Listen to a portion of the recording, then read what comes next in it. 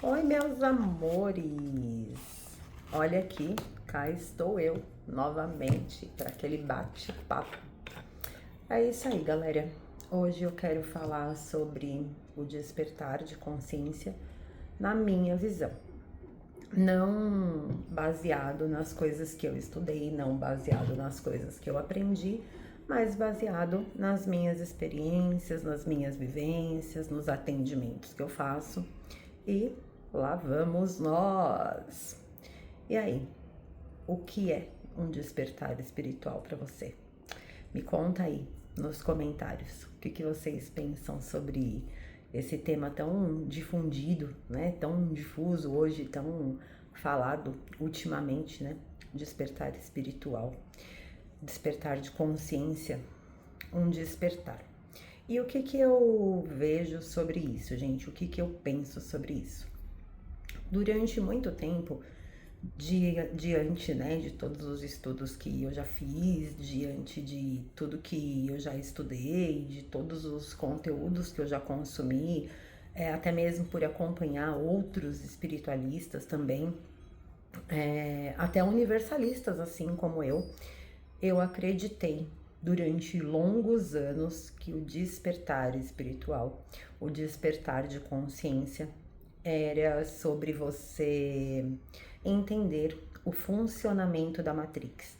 Eu acreditei durante muitos anos que despertar era você entender como funciona esse game louco.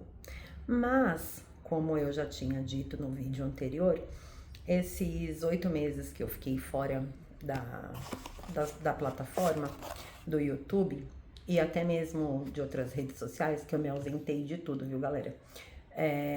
Eu tive uma outra visão baseada em experiências que eu tive sobre o despertar. E qual é a minha visão hoje sobre isso? Gente, o despertar de consciência é despertar, na verdade, para quem nós somos em essência, para quem nós somos de verdade, para como nós funcionamos dentro dessa matrix. É sobre entender a riqueza que é integrar o nosso lado luz e nosso lado sombra, sobre a gente parar de negar as nossas partes que as pessoas acham feias, inaceitáveis, inadmissíveis, acolher aquelas partes nossas que por muitas vezes nos afasta, dificulta as nossas dinâmicas, os nossos relacionamentos de uma forma geral. Então, despertar de consciência, para mim hoje, é o despertar sobre mim, é despertar sobre quem eu sou, é saber quem sou eu nesse jogo todo, qual é a minha função, qual é o papel que eu deveria exercer. E acima de tudo, a dinâmica sobre a minha vida, sabe? É assumir a responsabilidade e as consequências de ser quem você é. E assumir também, lógico, os bônus de ser quem você é. Porque, lógico, isso traz muitas consequências, afasta muita gente, mas também traz pessoas novas, situações novas. E, gente, não é um processo fácil. Não é um processo bonito, sabe? Você olhar para você mesmo e você ver que você não é aquele alecrim dourado que a galera acha que você deveria ser. E no meu processo de despertar teve muito isso, de aceitar a minha humanidade, de aceitar que eu posso ser espiritualizada sim e tomar uma cerveja, eu posso ser espiritualizada e falar um palavrão, eu posso ser muito espiritualizada, até de repente, né, acredito eu que estar evoluindo de uma maneira muito positiva e ainda assim ter sentimentos como raiva, sentimentos que a gente acha tão feios, né? Porque é isso que a sociedade ensina pra gente, a negar esses sentimentos, esses ecos, né, das nossas emoções e tudo mais. Só que em todo esse meu processo, galera, eu passei a perceber que eu não era esse alecrim dourado todo, não.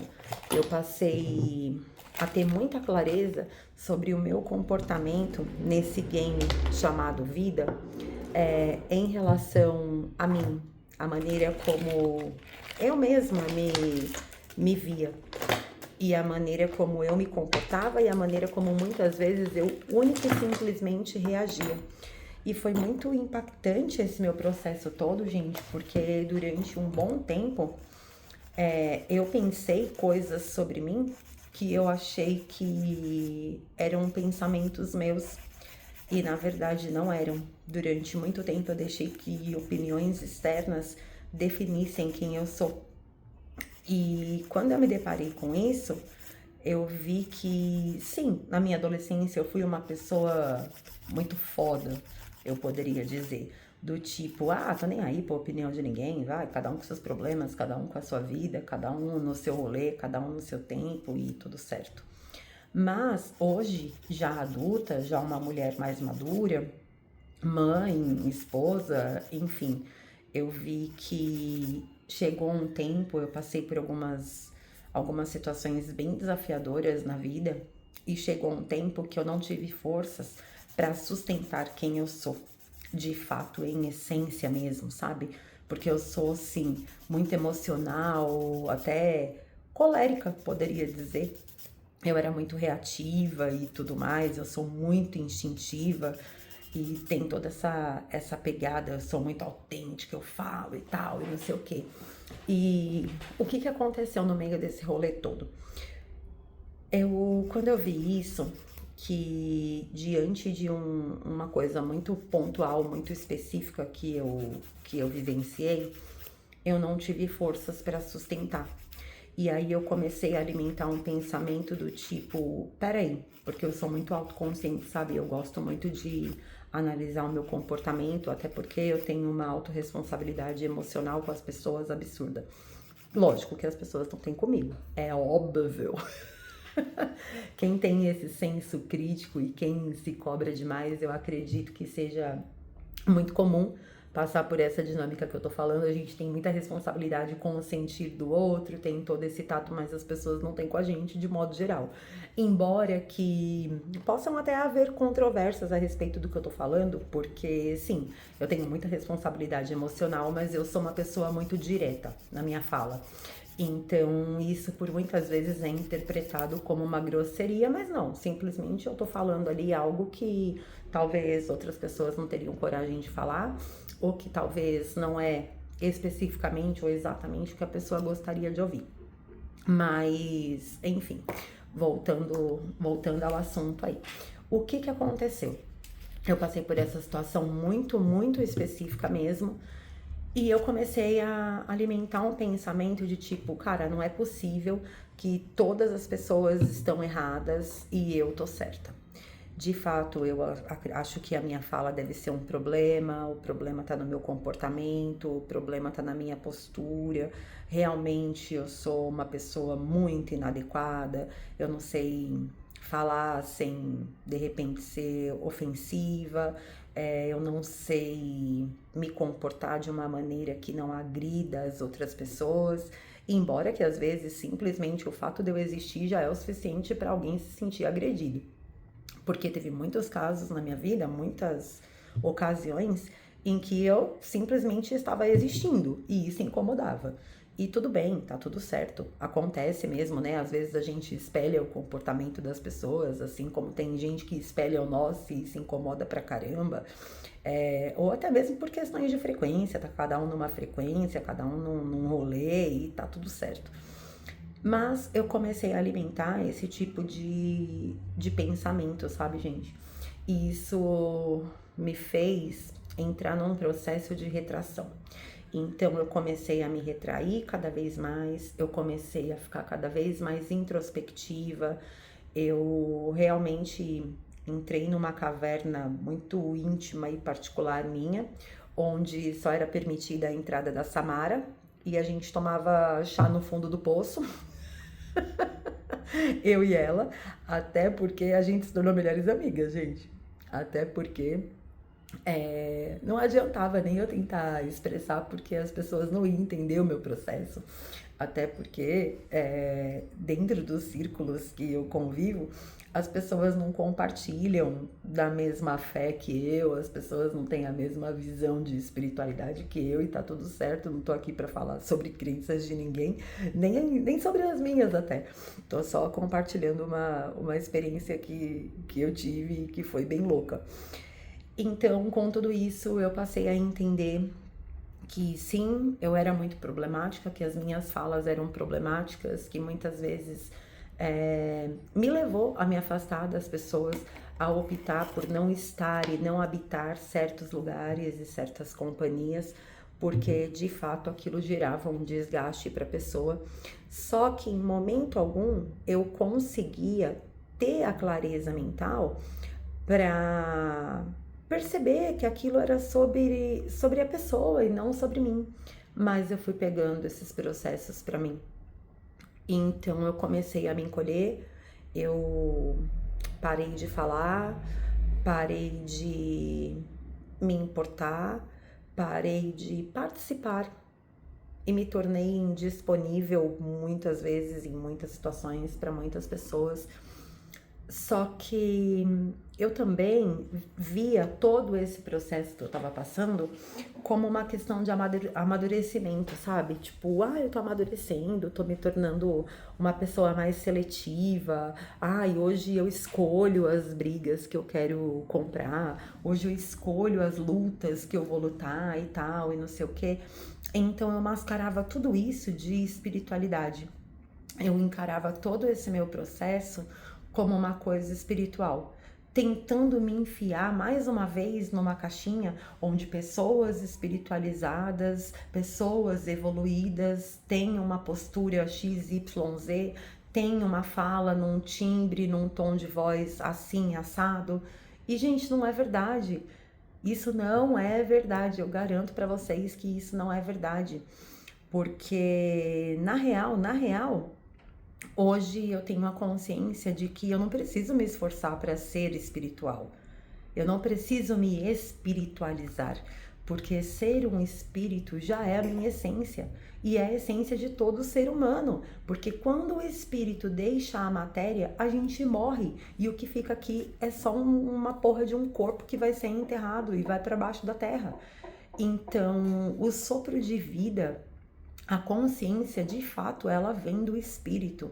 Então, o meu esforço estava indo totalmente na contramão, porque eu não preciso me espiritualizar. Eu preciso me humanizar. E à medida em que eu integro, em que eu aceito, em que eu me humanizo, em que eu me permito e me torno disponível para viver essas experiências em planeta Terra, com todas as suas complexidades, principalmente nas questões emocionais, é desta forma que eu estou honrando a experiência que o meu espírito veio para ter em planeta Terra. Assim como na Bíblia, né? Deus, no Velho Testamento, era um Deus olho por olho, dente por dente e tudo mais. Mas depois da vinda de Jesus, no Novo Testamento, Deus passou a ser um Deus de amor e misericórdia. E por que é que Jesus veio para o planeta Terra? Hoje eu tenho essa consciência. Por que é que Jesus veio para o planeta Terra? Para ele entender a complexidade de estar na matéria. Porque como espíritos, espírito não tem sentimentos, né? Espíritos não processam emoções. Eles conhecem o amor como uma vibração única e pura. E isso inclui respeito e todas as outras coisas que desencadeiam das pessoas que conseguem de fato ter esse sentimento de amor e de compaixão pelo próximo. Então, Jesus veio para a Terra para humanizar Deus, digamos assim. Isso dentro dessa visão cristã e tudo mais. Então, foi um choque muito louco para mim quando eu me deparei com todas essas questões e percebi que eu estava vivendo um processo de ilusão muito louco, porque não era um processo de espiritualização, de despertar de consciência. Não, na verdade eu estava me afastando da minha essência, de quem eu sou, e isso com certeza era um desrespeito comigo. Só que em todo esse processo também que eu fui vivendo, eu fiquei nessa, gente, acho que uns 10 anos pra mais. É minha gatinha miando, tá? É isso que vocês estão ouvindo, ela tá aqui no meu pé miando. Então, durante esses 10 anos que eu fiquei nesse processo, e eu passei por ele, concluí ele, digamos assim, se é que dá pra dizer que eu concluí, tem coisa de umas 3 semanas.